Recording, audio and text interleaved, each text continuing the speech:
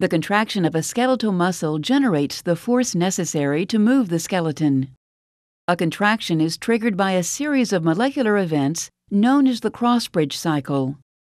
In a skeletal muscle fiber, the functional unit of contraction is called the sarcomere.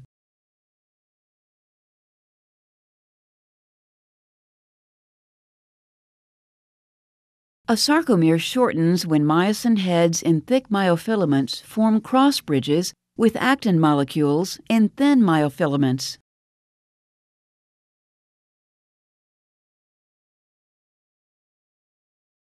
The formation of a cross bridge is initiated when calcium ions, released from the sarcoplasmic reticulum, bind to troponin. This binding causes troponin to change shape. Tropomyosin moves away from the myosin-binding sites on actin, allowing the myosin head to bind actin and form a cross bridge.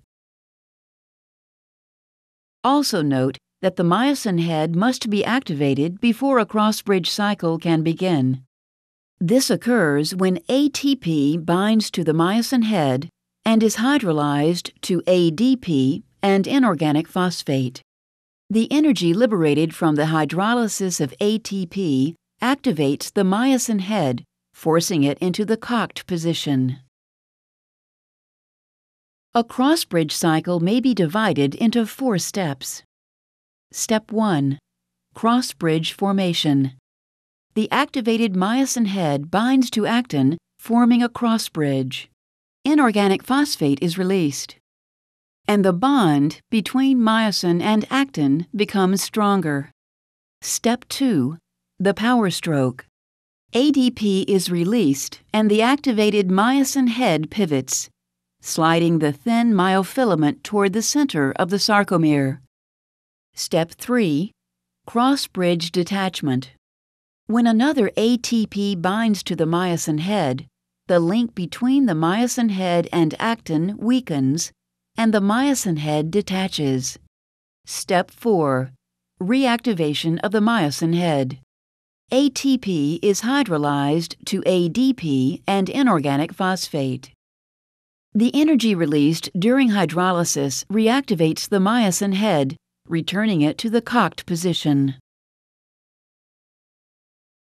As long as the binding sites on actin remain exposed, the cross-bridge cycle will repeat. And as the cycle repeats, the thin myofilaments are pulled toward each other and the sarcomere shortens. This shortening causes the whole muscle to contract.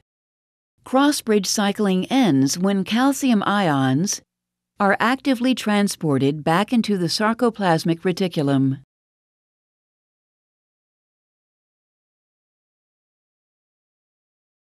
Troponin returns to its original shape, allowing tropomyosin to glide over and cover the myosin-binding site on actin.